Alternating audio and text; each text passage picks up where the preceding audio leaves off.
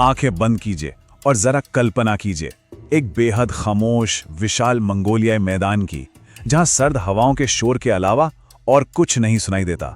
लेकिन इस सन्नाटे से एक ऐसी परछाई उठी ना, जिसने पूरी दुनिया पर अपना खौफनाक साया डाल दिया।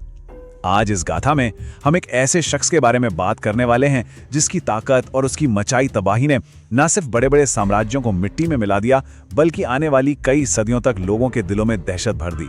चंगेज खान ये सिर्फ इतिहास का एक हिस्सा नहीं है, बल्कि एक ऐसी डार्क पहेली है जिसका खौफ आज भी बिल्कुल जिंदा है। अब जरा इस बात की गहराई को समझिए। इस एक अकेले शख्स की खामोश पकड़ इतनी मजबूत थी कि द गोल्डन फैमिली यानी चंगेज खान के जो वंशज थे, इनका असर इतना गहरा था कि 17वीं सदी तक, जी हाँ 1700 तक, इन्होंने आधे यूरेशिया के राजघरानों के खून और डीएनए को पूरी तरह से बदल कर रख दिया था। एक अकेले इंसान का खून आधी दुनिया के राजवाड़ों में दौड़ने लगा था। मतलब ये कोई मामूली बात तो बिल्कुल नहीं है ना?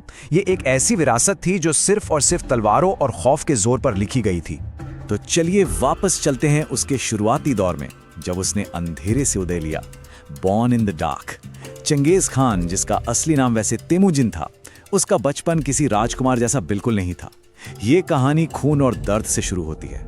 मंगोल लोक कथाओं की माने तो जब तेमुजिन पैदा हुआ था ना, तो उसकी नन्ही सी मुट्ठी में एक जमा हुआ खून का थक्का था। अब उस दौर की परंपरा में इसको एक बहुत ही खौफनाक इशारा माना जाता था कि ये बच्चा आगे चलकर एक भयानक योद्धा बनेगा। उसका पैदा होना ही जैसे किसी खूनी तकदीर का ऐलान था। और देखा जाए तो इस तबाही की शुरुआत सच में बहुत जल्दी हो गई। तेमुजिन के पिता येसुगे को उनके दुश्मन ततारों ने बड़ी बेरहमी से धोखे से जहर दे दिया। पिता की मौत के बाद उनके अपने ही कबीले ने उनके परिवार से मुंह मोड़ लिया, उन्हें अकेला भूखा मरने के लिए एक उजाड़ वीराने में छोड़ दिया। इस गहरे अंधेरे और विश्वासघात के बीच उस छोटे से बच्चे को जिंदा रहने के लिए पत्ते, जड़ें और छोटे मोटे जानवरों का शिकार करना पड़ा। इसी खौफनाक अंधेरे ने उसके अंदर एक ऐसी आग को जन्म दिया जो आगे चलकर पूरी दुनिया को जला देने वाली थी। जिंदा रहने की इस अजीब और अंधी दौड़ में तेमुजिन किस हद तक जा सकता था? इसका सबसे डरावना सबूत उसका अगला कदम था। अपने ही परिवार में अपनी ताकत और अपना रुतबा बनाए रखने के लिए उसने अपने ही सौतेले बड़े भाई बेहतर का कत्ल कर दिया। सोचिए, एक भाई के हाथों दूसरे भाई का कत्ल। मंगोल समाज में भी इसे एक घोर पाप, एक टैबू माना जाता था। लेकिन इस एक घटना ने साफ कर दिया कि इस शख्स के अंदर अब किसी के लिए कोई रहम नहीं बचा था। सत्ता के लिए वो किसी को भी रास्ते से हटा सकता था। और यहीं से शुरू होती है उसकी शतरंज की चाल, उसकी वो टैक्टिक्स ऑफ टेरर जिसने उसको एक आम कबीलाई नेता से यूनिवर्सल रूलर बना दिया। लेकिन ध्यान रखने वाली बात यह है कि यह सब इतनी आसानी से नहीं हुआ। उसने पूरी जंग को एक शतरंज के खेल की तरह खेला।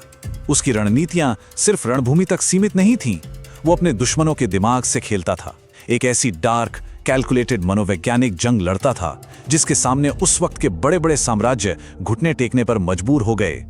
अब आप यहाँ एक आंकड़े पर गौर कीजिए, 70। उस जमाने की क्रूरता का अंदाजा लगाना आज के वक्त में लिटरली नामुमकिन है। चंगेज खान का एक शुरुआती साथी था जमूखा, जो बाद में उसका सबसे बड़ा दुश्मन भी बन गया। एक युद्ध में जीतने के बाद जमूखा ने अपने 70 दुश्मन कैदियों को जिंदा उबाल लिया था। जिंदा! जरा इस खौफ की कल्पना कीजिए। जिस माहौल में दुश्मन लोगों को ऐसे जिंदा उबालते हों, वहां जिंदा रहने और जीतने के लिए चंगेज खान को अंदर से कैसा बनना पड़ा होगा। ये आंकड़ा उस दौर की दहशत की बस एक छोटी सी झलक है। तो इस डरावने और खूनी माहौल को पूरी तरह से अपने काबू में करने के लिए चंगेज खान ने पुराने कबीलाई रस्मों रिवाजों को जड़ से खत्म कर दिया। उसने वो पुरानी शाही व्यवस्था तोड़ दी और एक ऐसी कड़ी मेरिटोक्रेसी बनाई जहां रुतबा किसी के खून से नहीं, बल्कि उसकी काबिलियत और वफादारी से तय होता था। और इसे प्रैक्टिकली साबित करने के लिए उसने पता क्या किया? उसने अपने एक विरोधी नेता की पीठ की हड्डी बीच सभा में तुड़वा दी थी, सिर्फ इसलिए ताकि ये खौफनाक पैगाम सबको मिल जाए कि अब नया कानून क्या है।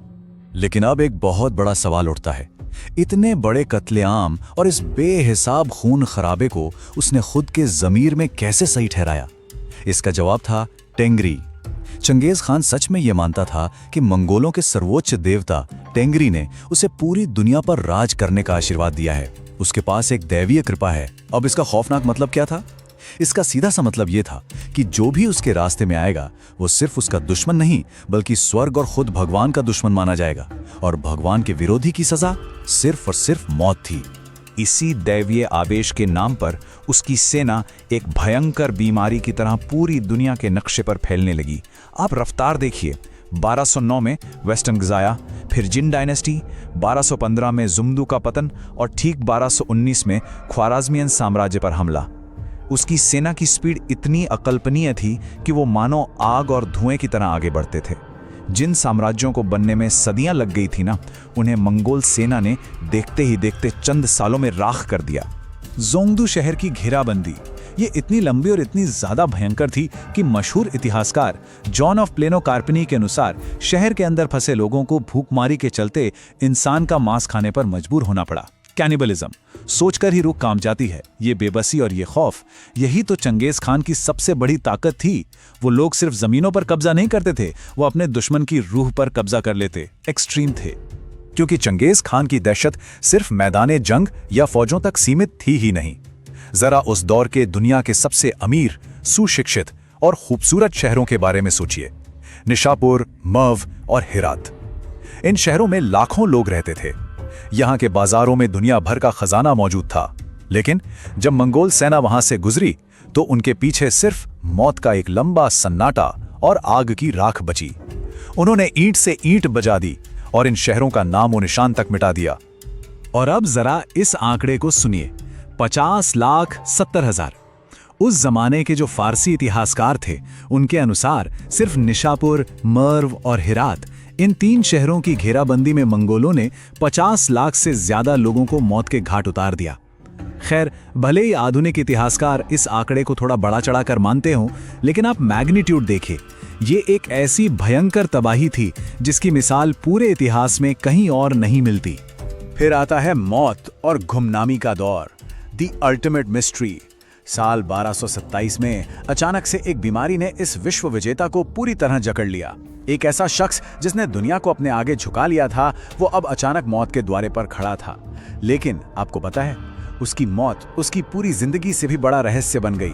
एक ऐसा किस्सा जिससे उसके करीबियों ने एक बहुत भारी राज बनाकर रखा। और इस राज को दफन रखने के लिए जो कीमत चुकाई गई, उसे शब्दों में बयान करना मुश्किल है। ये लिटरली एक भयंकर एथनोसाइड यानी कि नरसंहार था। कहा जाता है कि उसके जनाजे को ले जाने वाले रास्ते में जो भी आम इंसान मिला, उसे सेना ने वही मार डाला। यहां तक कि उसकी कब्र को राज रखने के लिए जो 2000 सैनिक थे जिन्होंने उसे दफन किया, उन्हें भी मौत के घाट उतार दिया गया। और तो और, इस आखिरी मिशन को पूरा करते हुए वेस्टर्न जिया की पूरी सभ्यता को हमेशा हमेशा के लिए मिटा दिया गया।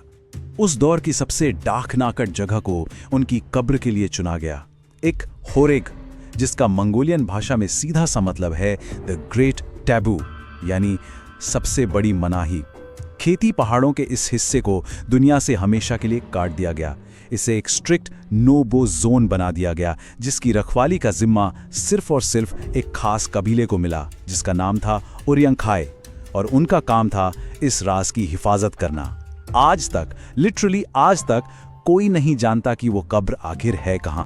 और यहीं सामने आता है एक और खून से सना आंकड़ा, 30। जब चंगेज खान के बेटे ओगेडेई ने सत्ता संभाली तो उसी इख्खो खोरेग में उसकी कब्र का सम्मान करने के लिए 30 कुंवारी लड़कियों की बलि चढ़ाई गई। सम्राट की आत्मा की शांति और उस महान मनाही का भरम बनाए रखने के लिए इन मासूम जिंदगियों को वहां काट दिया गया। ये इस पूरी कथा का एक और इंतहाई डरावना और रूह कांपा देने वाला सच है। पर आखिर उसकी मौत हुई कैसे थी? सच कहूं तो इस बारे में इतिहास के पन्ने बिल्कुल खामोश हैं और कहानियां आपस में टकराती रहती हैं। कोई कहता है कि वो अचानक अपने घोड़े से गिर गया था, कोई और मानता है कि उसे प्लेग या टाइफस जैसी किसी भयंकर बीमारी ने दबोचा। कुछ लोगों का कहना है उस पे आसमानी बिजली गिरी, तो एक मशहूर कहानी ये भी आती है कि दुश्मन रानी ने उसे गुप्त रूप से एक खंजर से घायल कर दिया था। सच जो भी हो, मौत चाहे जैसे भी हुई हो, ये सारी अफवाहें अपने पीछे एक गहरा डार्क रहस्य जरूर छोड़ जाती हैं। 8 सदियों से वो कब्र उन्हीं खेंती के पहाड़ों में कहीं छिपी है। एक ऐसे शख्स की कब्र जिसके खौफ ने किसी जमाने में पूरी दुनिया का नक्शा बदल दिया था, और उसकी परछाई आज भी इन्हीं इतिहास के पन्नों में कहीं घूम रही है। ऐसे में एक आखिरी सवाल जो किसी के भी दिल में दहशत पैदा कर सकता है, क्या चंगेज खान की उस खोई हुई कब्र का मिलना दुनिया के लिए आने वाली किसी बड़ी कयामत का इशारा होगा? यही वो डार्क रहस्य है जो आज तक अनसुलझा है।